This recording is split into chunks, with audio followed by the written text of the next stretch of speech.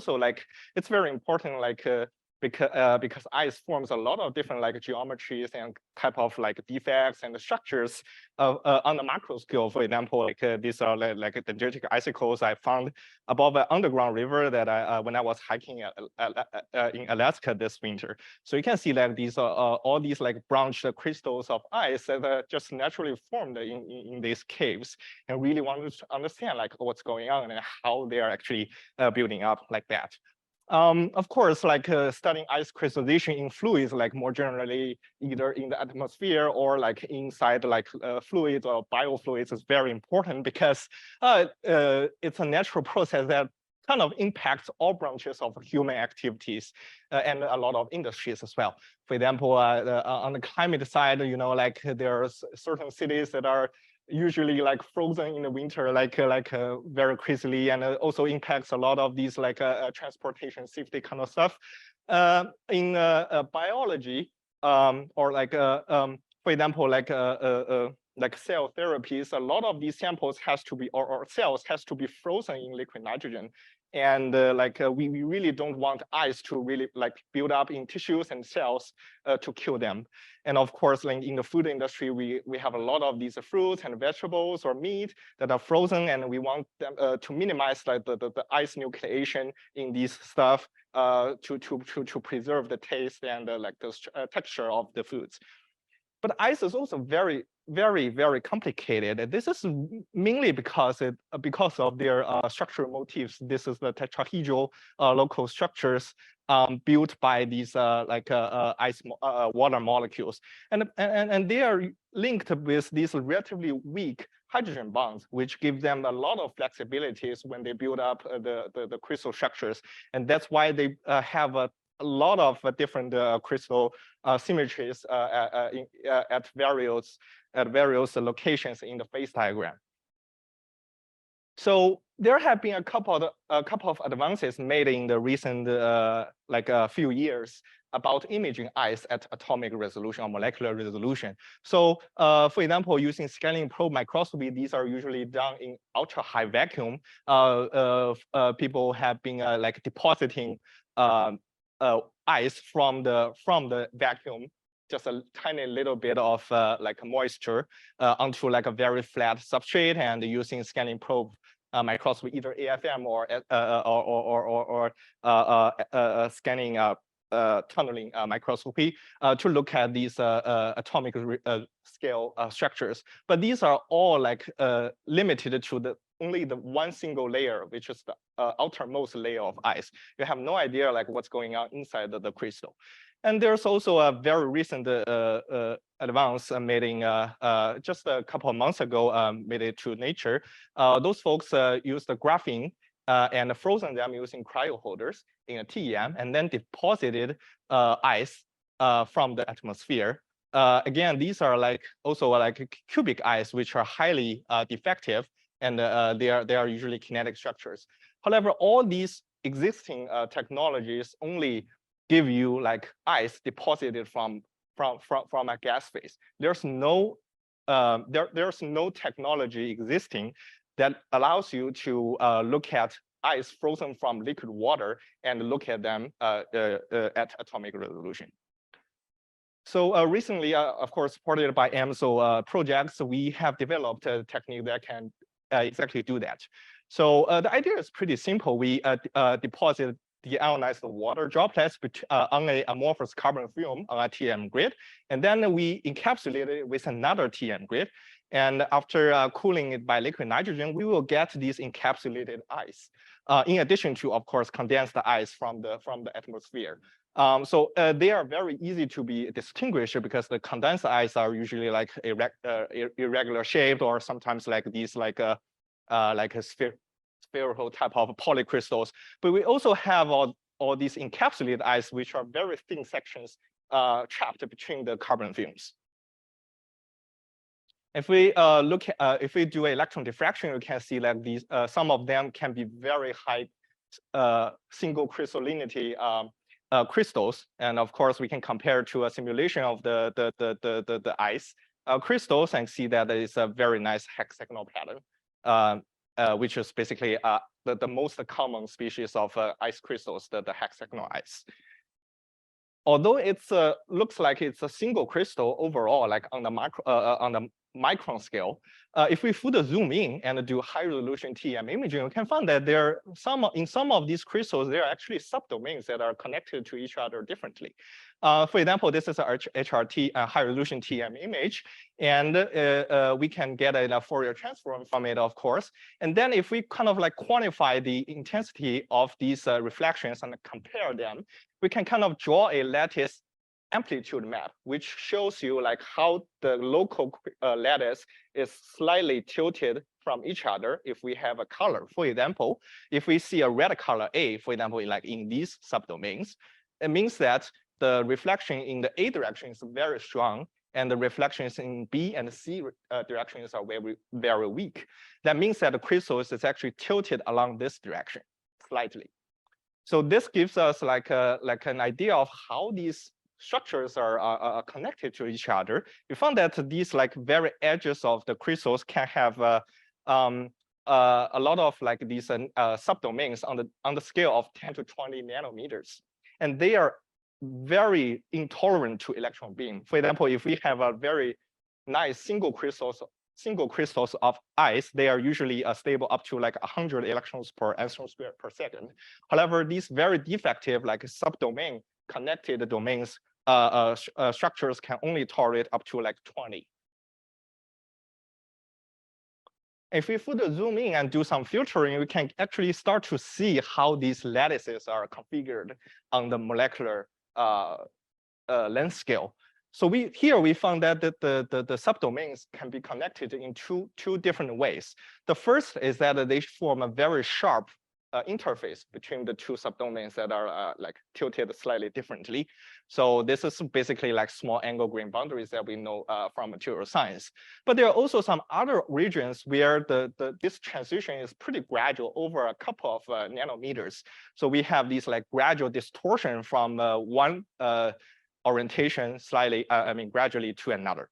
And we also tried to do some HRTM simulation to figure out like how much tilt is needed for us to see like these like anisotropy in the phase contrast image, and we found that just 0 point something degrees of tilting is sufficient. So this is really something like falling into the category of like very small angle boundaries between subdomains.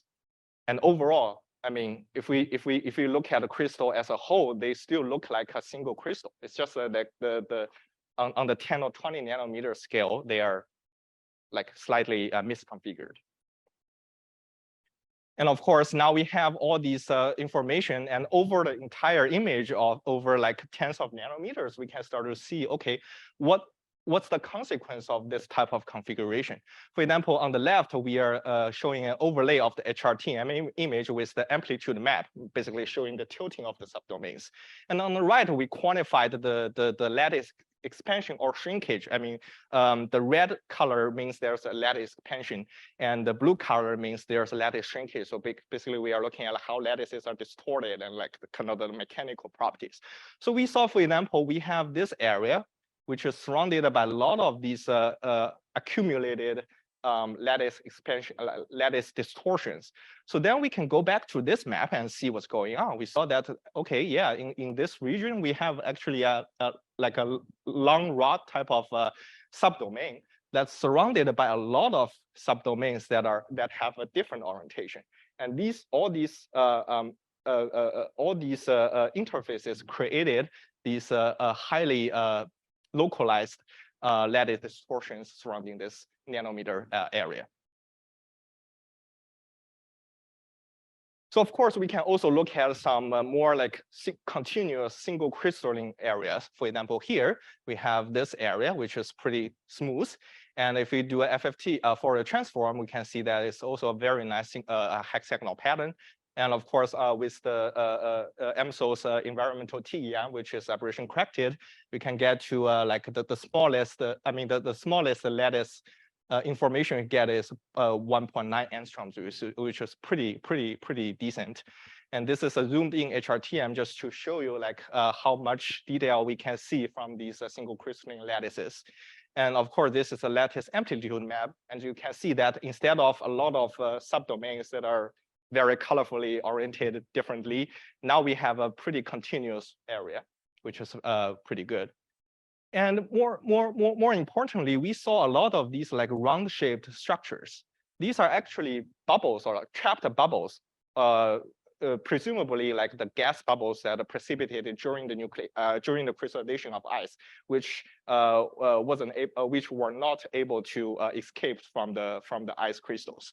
And the interesting thing is that in materials, like in inorganic material, usually these kind of like nano nano holes in a material will create a lot of strains in the material. However, for ice, we found that there's almost no additional strains associated with these bubbles or like vacancies. So we kind of started to see what's going on here. So luckily we have some instances we can see like a trapped bubble, but in a very thin area of ice, such that these bubbles become like a through hole. So the top and the bottom of the bubble is actually open. That allows us to actually see the walls of these bubbles, like the sides of the bubbles.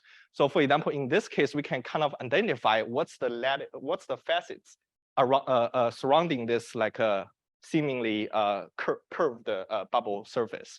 And we found that it's actually composed of the primary prism planes and the secondary prism planes.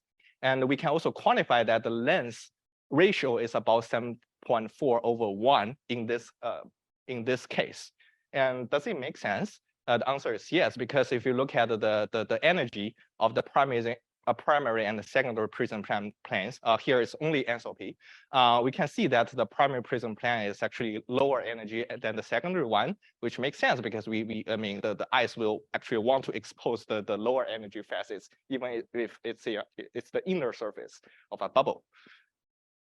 And we can also, based on this information, we can also kind of do some very simple estimation of how large are these curvature-induced strain. So, or the results is actually really small, like the equivalent strain created by this curvature is 0.004, which makes sense because that matches our experimental observation, because we really didn't really see like a additional strain accumulated around these bubbles. We can also create these nano bubbles in situ using the electron beam when we have a like ice crystal. So for example, this is a HRTM image. This is low pass filter. Just try to give us a better idea where the bubbles are. It's probably still not very clear on the projector, but we can probably see there's a bubble here, which moves here and shrinks. So we can actually use electron beam by controlling the electron beam. We can have the nucleation, growth, migration, dissolution, and coalescence of nanobubbles inside the crystalline ice in situ. And throughout this process, the ice crystals are still single crystalline, as evidenced by the Fourier transform. We found that the standard the lattice I mean, the lattice expansion and shrinkage, I mean, the dilation, is not going to be changed a lot during this process, because as we just discussed, that these bubbles don't really induce additional strains in the crystal. So we saw the same when they are moving around in the crystal as well. And of course, this is an example showing actually there we have two nanobubbles inside ice that are coalescing into each other. So only in this case we see like a jump of the lattice distortion. This is presumably because we have like very sharp edges created during when the two nanobubbles are joining each other. And more recently, we actually found that we can melt ice using electron beam into liquid water. And this is I believe this is the first time we have ever seen the water ice interface at atomic resolution. So for example, we have, let me try to play this again. So for example, in this area, we have a single crystalline ice section, and this area is the melted water. And you can actually see like a lot of like gas bubbles created inside the water. This is because of the radiolysis effect by the electron beam, and also evidence that this is actually a fluidic, like a liquid area rather than just amorphous ice. And we have seen some very fascinating phenomena from these experiments. This is just giving you one example.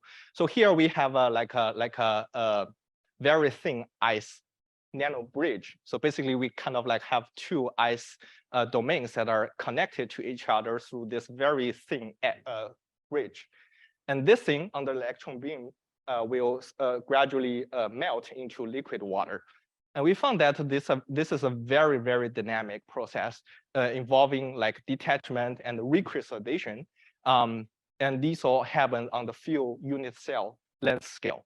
And this is a really a lot of fluctuations, also suggesting that under the electron beam radiation, our system is actually crossing the phase boundary between crystalline ice and the liquid water multiple times during the melting process.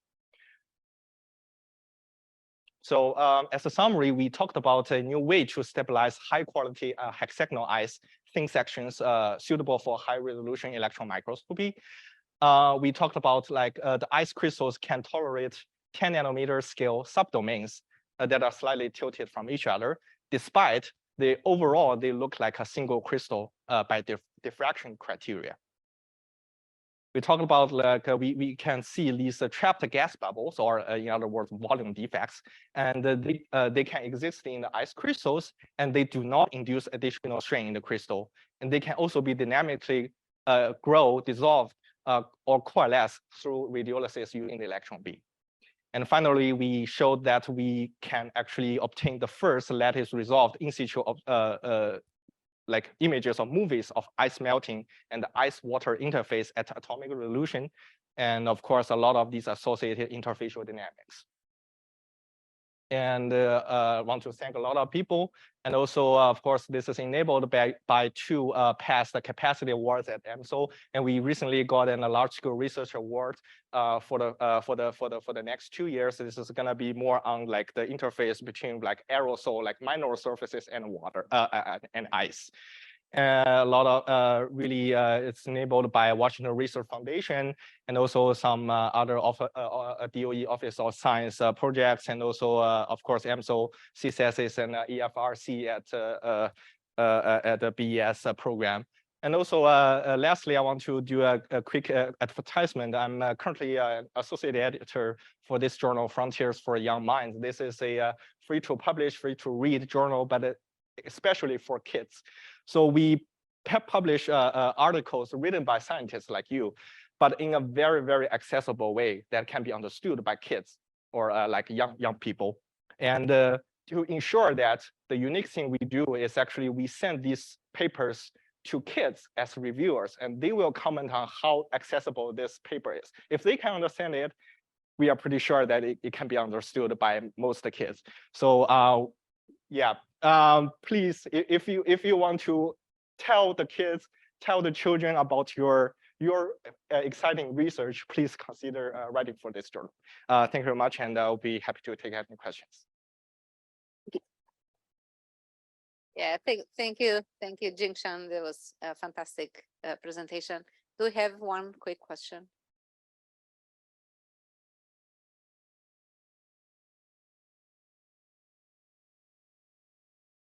Thank you. It's an amazing work.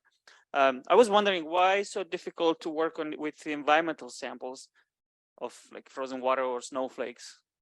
Yeah, I mean, for example, in our next phase of this research, we are actually gonna start to look at like minor surfaces. But I mean, in TM, we really want to have like more well-defined samples, such as like, for example, even with minerals, we'll probably begin with like synthetic ones, which have like very well-defined geometries and exposed facets. But if you look at like just the directly harvest samples from the nature, they will be like very irregular, like polycrystalline, which will be more difficult to look at.